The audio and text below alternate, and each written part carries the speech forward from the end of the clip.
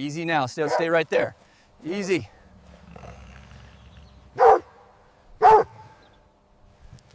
The morning began the way hundreds of others had before it.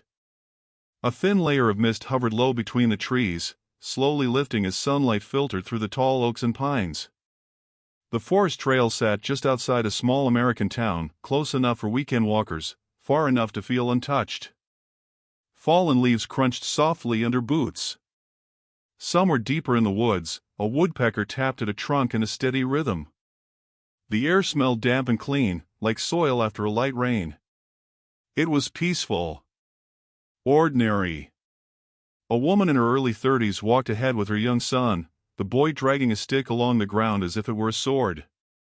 A retired couple followed a few yards behind them, talking quietly about nothing important.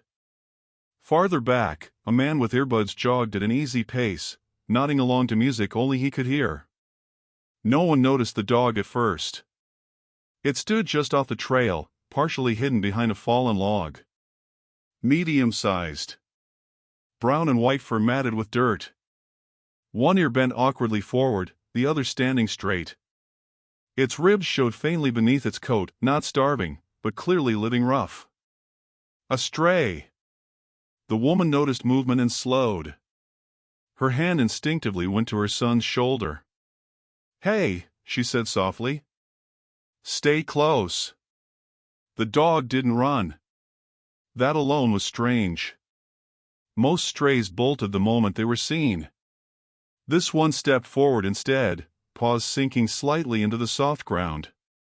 Its head was low, tail stiff, not tucked, not wagging. Just rigid. The jogger slowed, pulling one earbud free. "Is it friendly?" he asked no one in particular. The dog didn't look at any of them. Its eyes were locked on the ground. A few feet from the trail, there was nothing remarkable, just dirt, leaves, and a tangle of exposed roots. But the dog moved toward it with purpose, like it knew exactly where it was going.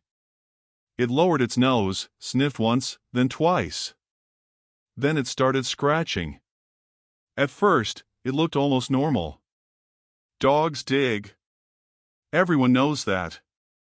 But this wasn't playful or curious. The dog's front paws struck the soil fast and hard, claws tearing through leaves, dirt spraying backward in sharp bursts. Its breathing grew loud, uneven. Scratch. Scratch. Scratch. The boy laughed nervously. "Mom, look.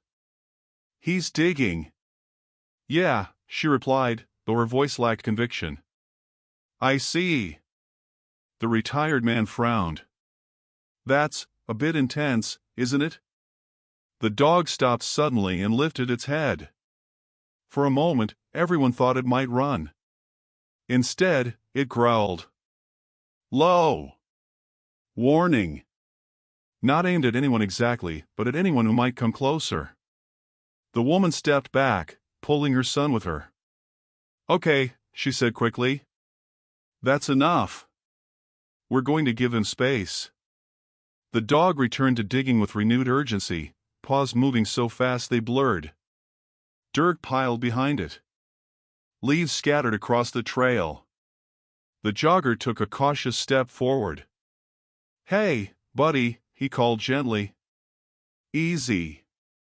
The dog snapped its head up, teeth flashing, not in a bite, but a clear message.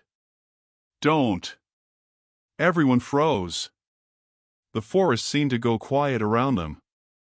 Even the birds had stopped. "This isn't normal," the retired woman whispered. "Dogs don't act like this for no reason." The dog let out a sharp bark, one loud, echoing sound that cut through the trees. Then another. Not playful. Not defensive. Urgent. Almost pleading. It scratched harder, nails scraping against something firmer beneath the soil. Its whimpering began high-pitched, strained, mixed with short bursts of breath like it was running out of time. The boy tugged at his mother's sleeve. "Mom, what's wrong with him?" She didn't answer. She couldn't stop staring at the dog's eyes, wide, focused, shining with a panic that felt unsettlingly human. What if there's something buried there? The jogger said quietly. The words hung in the air. No, the retired man said quickly. Animals dig all the time. But even he didn't sound convinced. The dog suddenly positioned itself over the disturbed patch of earth, standing sideways like a barrier. Its body trembled not from fear, but from effort and adrenaline. It barked again, then turned its head toward the deeper woods, ears pricked sharply, as if reacting to something no one else could hear. A sound? A smell? A memory? The woman felt a chill run up her arms. I don't like this, she said.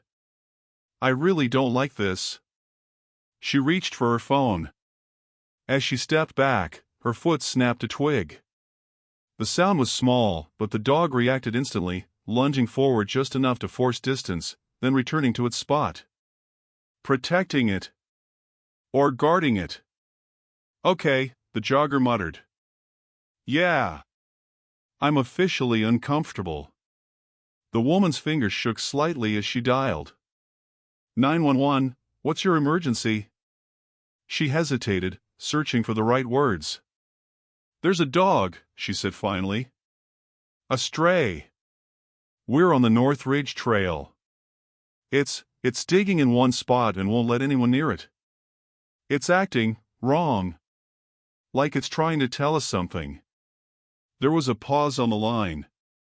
Is anyone injured, ma'am? No. But she looked back at the dog, at the dirt flying beneath its paws, at the desperation in its movements. I think someone might be. Or something. As she hung up, the dog stopped digging. It lifted its head slowly and looked directly at them for the first time. Then it sat down right on top of the disturbed ground and refused to move. The forest held its breath. And somewhere beneath the soil, something waited. The minutes after the call felt longer than they should have. No one left. No one dared move closer either. The dog remained seated over the disturbed patch of earth like a living barricade. Its chest rose and fell hard, tongue lolling briefly before it snapped its mouth shut again. Dirt clung to its paws and smeared its muzzle.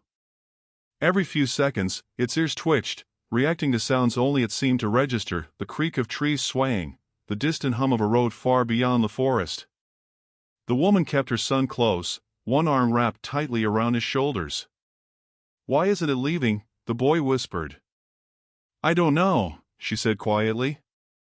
Just stay behind me, okay?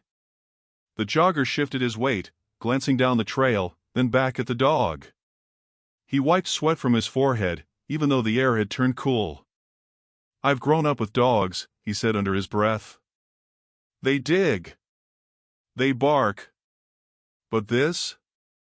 He shook his head. This is different. The retired couple stood together now, hands linked. The woman leaned closer to her husband. It looks scared, she murmured. But not for itself. The dog suddenly stood again and began pacing in a tight circle around the spot, nails clicking faintly against a partially exposed rock.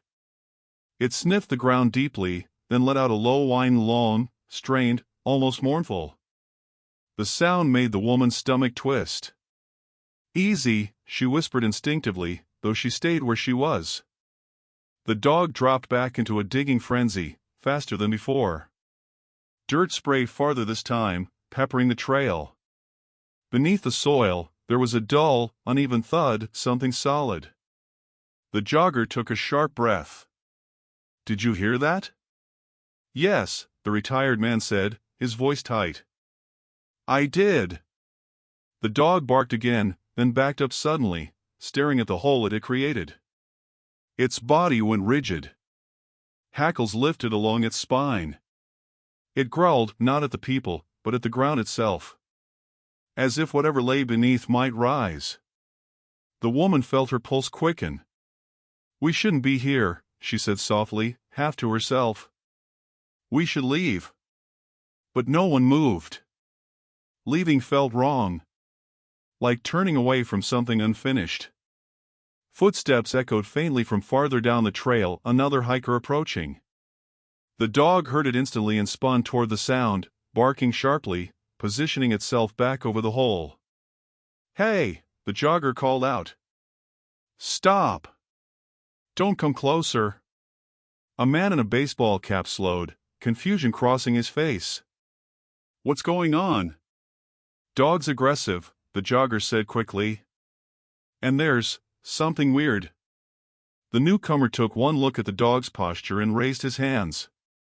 "Okay. Got it." They all stood there now, strangers bound by shared unease, eyes flicking between the dog and the shallow pit it had created. The smell of disturbed earth grew stronger, damp, metallic, unfamiliar. The retired woman pressed her lips together. "Do you smell that?" Her husband nodded. "Yeah." The dog whined again, then lay down, placing its body directly over the hole, chin resting on the dirt. Its eyes never closed. They tracked every movement, every breath. Minutes passed. The forest slowly resumed its sounds, leaves rustling, insects humming, but the tension didn't ease. If anything, it thickened. The woman checked her phone. No service bars flickered weakly. "Police should be coming from the south access," she said. "They said to stay put but keep our distance." The jogger exhaled slowly. "I don't think this dog's going anywhere." As if understanding, the dog lifted its head and stared down the trail again. Its tail thumped the ground once, hard, impatient. Then they heard it. A distant crunch of gravel. A low engine idle. Voices. The dog stood abruptly, barking loud and fast now, not panicked, not threatening. Alerting. The woman's breath caught.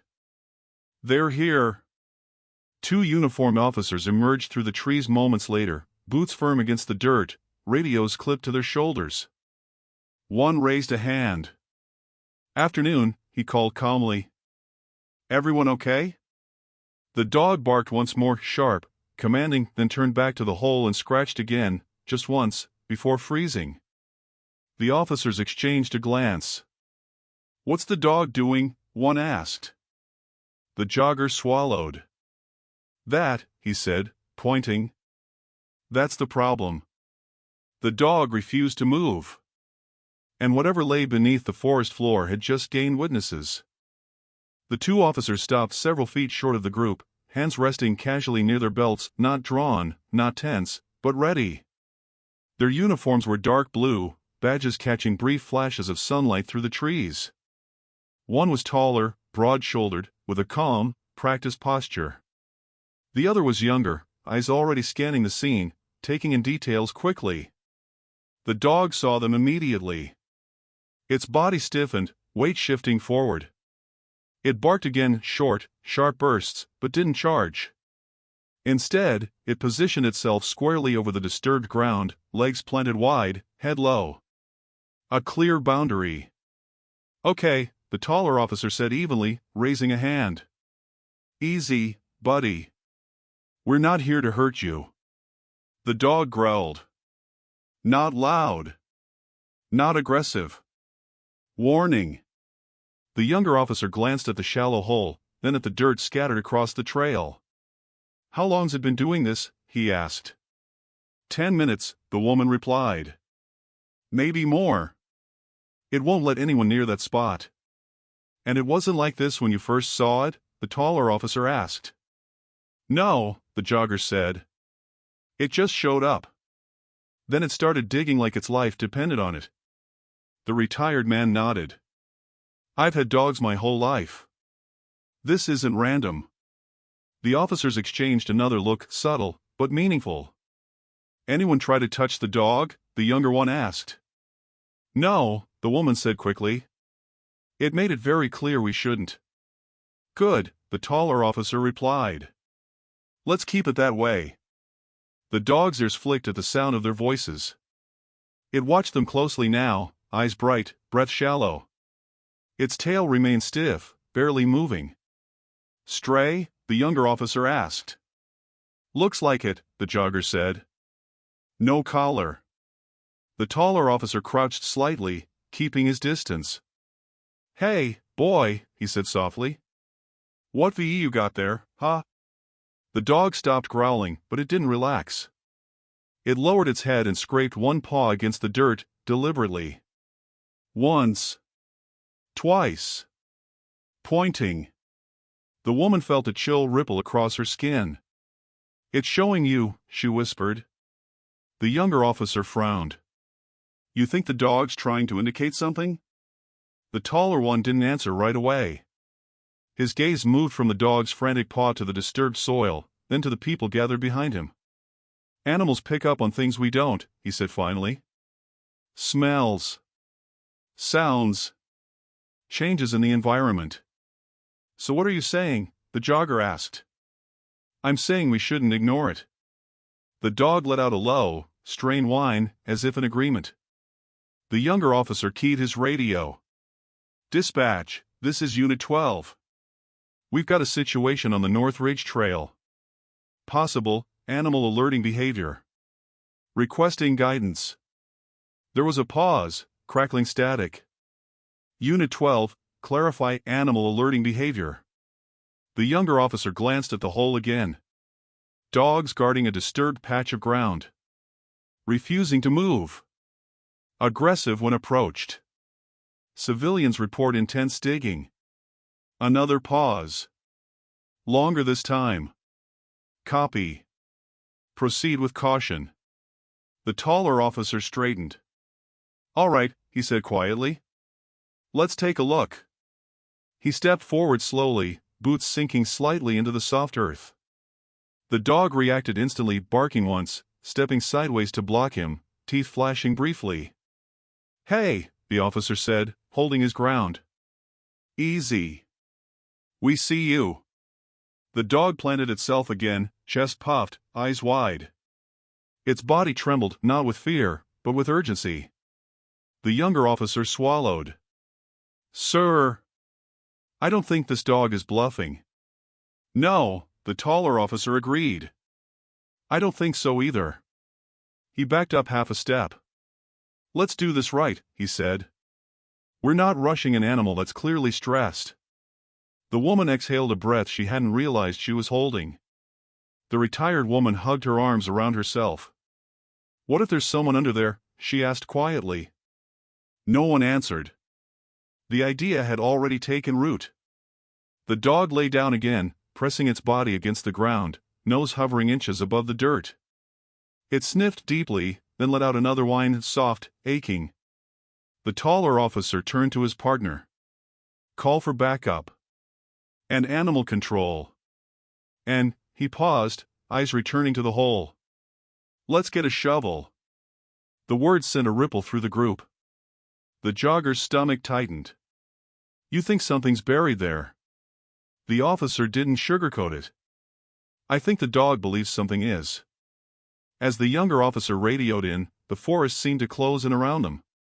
The air felt heavier. The light dimmer. The dog stared at the dirt, unblinking. Whatever lay beneath was about to be uncovered. And none of them were ready for what that meant. Backup arrived quietly. A third patrol car eased into the small gravel access point near the trailhead, its engine idling low. Two more officers stepped out, their expressions shifting from routine alertness to focused concern as they took in the scene, the gathered civilians, the tense body language, the dog fixed like a statue over a shallow pit in the forest floor. The dog noticed immediately. It rose, tail stiff, barking once toward the new arrivals, then turned back to the ground and scraped at it again, urgently. "Same behavior?" one of the new officers asked. "Hasn't changed," the taller officer replied. "Dog won't leave the spot." Animal control was still 20 minutes out. The radio crackled with updates, but nothing that eased the tension. One officer retrieved a shovel from the trunk, its metal blade dull with use. He carried it carefully, like an object that could change everything just by being present. The dog saw it and reacted. It barked sharply, stepping forward, placing itself between the shovel and the disturbed earth. Its growl was deeper now, vibrating in its chest. Okay, the officer said, stopping. "We're not rushing." The taller officer crouched again, speaking low and calm. Listen, I don't think this dog is being aggressive, he said. I think it's scared. Or protective. Of what? The younger officer asked. That's the question. They discussed quietly, voices low, weighed down by uncertainty. Digging without cause could mean nothing. Or it could mean something irreversible. The civilians stood farther back now, clustered together. The boy had buried his face against his mother's jacket. I don't want to see, he whispered. She nodded, holding him tighter. You don't have to. The retired man stared at the ground, jaw clenched. If there's something down there, he said softly, that dog didn't want it forgotten. The taller officer made the call. All right, he said. We dig. Controlled. Slow. He nodded to the officer with the shovel. I'll do it. The dog barked once more, then fell silent, eyes tracking every movement as the officer stepped closer. He stopped several feet away and drove the shovel into the soil at the edge of the disturbed area, not the center. The sound was dull. Heavy. The dog whined, pacing in a tight circle, nails clicking, breath quick.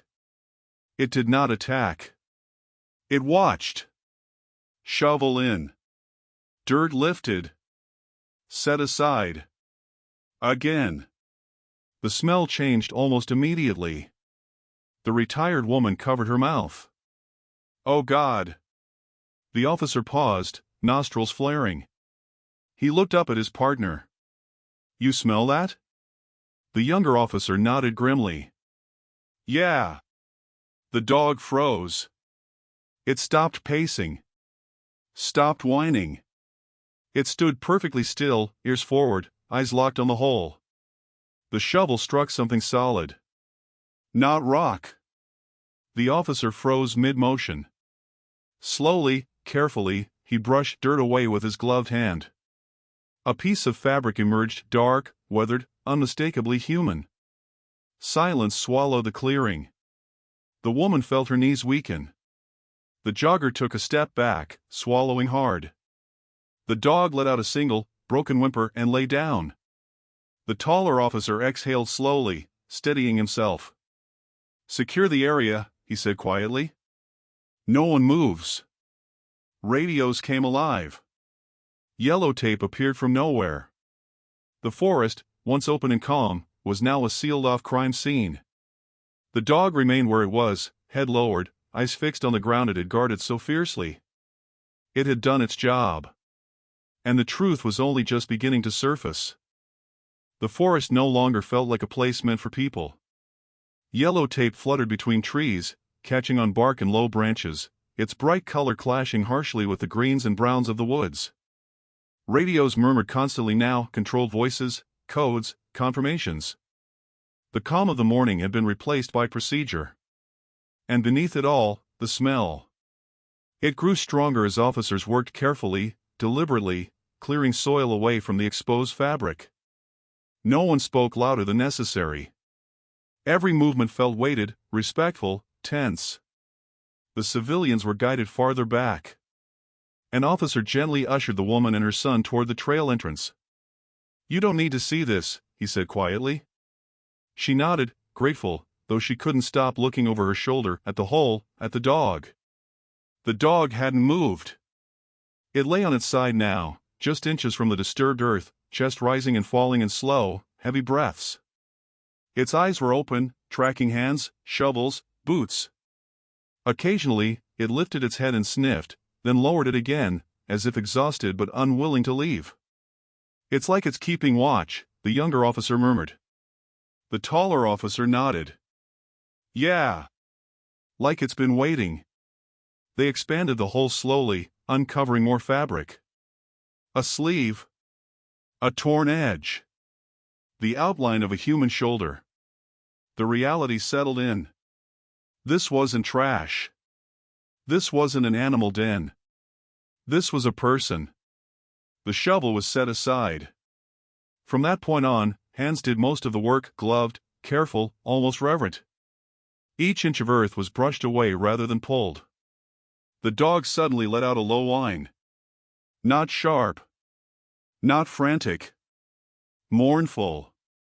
The sound carried through the trees, making the retired woman press her forehead against her husband's shoulder. "That poor animal," she whispered. "How long has it known?" No one answered. As more of the body was revealed, officers exchanged looks, grim, knowing. This wasn't recent. Time had passed. Leaves and soil had settled. Nature had tried to reclaim what had been hidden. "Get forensics on the line," the taller officer said quietly. "And the medical examiner." The younger officer radioed it in, his voice steady but tight. The dog pushed itself up slowly and moved closer, too close. "Hey," an officer said gently. "Easy, buddy." The dog stopped on its own, sitting back on its haunches. Its tail thumped the ground once, weakly. It stared at the partially uncovered remains, ears lowered now, no longer alert, just tired. The jogger, still standing at the edge of the taped area, felt his chest tighten. "That dog knew," he said softly. "Didn't it?" The taller officer didn't look away from the scene. "Yeah," he said. "I think it did." A white evidence marker was placed beside the exposed fabric. Then another. Each marker felt like a punctuation mark in a story no one wanted to finish reading. The forest seemed to lean in around them, branches creaking softly as if whispering. Somewhere above, a bird called, brief, uncertain, then went quiet. The dog lay down again, this time facing away from the hole, nose resting on its paws. Its eyes closed briefly. For the first time since anyone had seen it, the dog looked calm. Whatever it had been sensing, whatever had driven it to dig until its paws bled, it had finally led the humans to it. And now the question hung heavy in the air. Who was buried here, and why had a stray dog been the one to refuse to let them be forgotten? By early afternoon, the forest clearing no longer belonged to chance hikers or quiet thoughts. It belonged to the investigation. A white tent had been erected over the site, shielding it from curious eyes and the shifting light. The medical examiner arrived in an unmarked vehicle, moving with the solemn efficiency of someone who had seen too much to rush, but too much to waste time. Forensics followed, unpacking kits, cameras clicking softly as each detail was documented. The dog watched all of it. It sat just outside the tent's edge, where an officer had gently guided it. A bottle of water had been placed near its paws. It sniffed it once, then ignored it, eyes fixed on the tent flap as if afraid that whatever lay inside might disappear again. "So it's definitely human remains?" one officer asked quietly. The medical examiner nodded. "Yes. Adult. Sex undetermined until further examination. Burial appears deliberate, but shallow." The words landed heavy. Shallow. Not deep enough to hide forever. Just deep enough to delay discovery. The taller officer crossed his arms, jaw tight. "Any idea how long?" "Months," the examiner said. "Possibly longer." The dog's ears twitched at the sound of voices. It stood, paced a small circle, then sat again, restless, but contained. Forensics carefully removed soil from around the remains, revealing more clothing. A jacket. Worn jeans. A faded sneaker. "Hold on," the younger officer said suddenly, crouching closer. "That shoe." He glanced up at his partner. "Didn't we have a missing persons case last year? Trail runner? Same brand?" The taller officer's eyes narrowed. "Yeah. Late 20s. Went missing after a morning run. Search was called off after 3 weeks." The air seemed to thicken. "You think this could be?" "I think we need to check." Photos were taken. Details logged. A quiet call was made back to the station. The dog let out a soft, breathy whine, almost like a sigh. It lay down again, resting its head on the dirt, no longer agitated, just present. The woman who had called 911 stood with the retired couple near the trail entrance, watching from afar. She hugged herself tightly. "I keep thinking," she said quietly, "what if no one had come this way today?"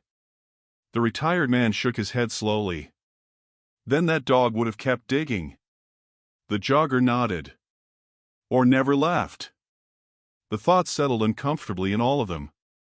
An officer approached the dog cautiously, kneeling several feet away. He removed his gloves and spoke softly. "You did good," he said. "You hear me? You did real good." The dog looked at him, eyes dark and tired. Its tail moved once, barely, but it didn't look away. As the remains were carefully lifted and placed into a sealed bag, the forest grew unnaturally quiet. No birds. No wind. Just the sound of zippers and measured breaths. When the bag was finally carried out, the dog stood. It watched until it disappeared down the trail. Then it sat. And for the first time, it didn't look like it was guarding anything anymore. It looked like it was letting go. But one question still lingered, unspoken yet heavy in every mind present. Why had this dog known where to dig, when no one else had? The answer didn't come all at once. It came in fragments, quiet conversations, old reports reopened, details that had once seemed unimportant now snapping into focus. The forest trail remained closed for the rest of the day. Officers stood watch while the investigation moved beyond the clearing and into files, interviews, and memories. The dog was led a short distance away, where it finally accepted water, lapping slowly, methodically, as if exhaustion had finally overtaken adrenaline. Animal control arrived last. A woman in a khaki uniform approached slowly, reading the dog's body language before ever touching it. She crouched, letting the dog sniff her hands. It didn't pull away. It didn't resist. "It's been living out here," she said quietly to the officers. "You can tell. Calluses on the paws. Knows the terrain." "You think it belonged to the victim?" the younger officer asked. "Possibly," she said. "Or it followed them." That idea settled heavily. Back at the station, a detective pulled an old missing persons file from a drawer that hadn't been opened in months. The photo clipped inside showed a young man smiling at the camera, arm draped around a medium-sized dog with mismatched ears, one bent, one straight. The same ears. The detective stared at the photo for a long moment. "Found something?" the taller officer asked. "Yeah," the detective said quietly. "I think we did." The missing man had been an avid runner. He trained on forest trails. He volunteered at an animal shelter on weekends. According to friends, he'd been in the process of fostering a stray dog he'd found near the same woods. A dog that never quite trusted people, but trusted him. The timeline began to align. Investigators theorized that something had happened on the trail that morning months ago, an altercation, an accident, something that had gone wrong fast and been covered up badly. The dog, confused and panicked, had stayed. It had stayed when people searched. Stayed when the forest changed seasons. Stayed when the trail went quiet again. The scent never left. Dogs didn't forget like people did. They didn't reason it away or convince themselves to move on. They remembered with their bodies, their instincts, their noses. The woman from the trail was called later that evening to give a formal statement. As she finished, she paused. "The dog," she said. "What's going to happen to it?" The officer smiled faintly. "It's safe. That much I can promise." At the animal shelter that night, the dog lay curled on a blanket, lights dimmed, sounds soft. It slept deeply for the first time anyone could remember. No pacing. No whining. No scratching. Just sleep. It had carried the weight long enough. And now, the truth it had guarded so fiercely was finally out of the ground and into the light. Only one chapter remained. Not of the investigation, but of what came after. Weeks later, the forest looked the same. The trail reopened quietly, without announcements or signs to mark what had happened there. Sunlight still filtered through the trees. Leaves still fell and gathered along the path. To a passerby, it was just another stretch of woods. But for those who had been there that morning, it would never feel ordinary again. The investigation continued beyond the forest.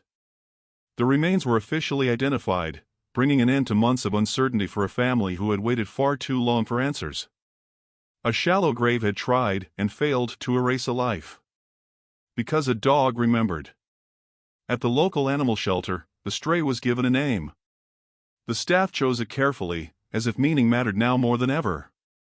He was quiet but gentle, wary but not fearful.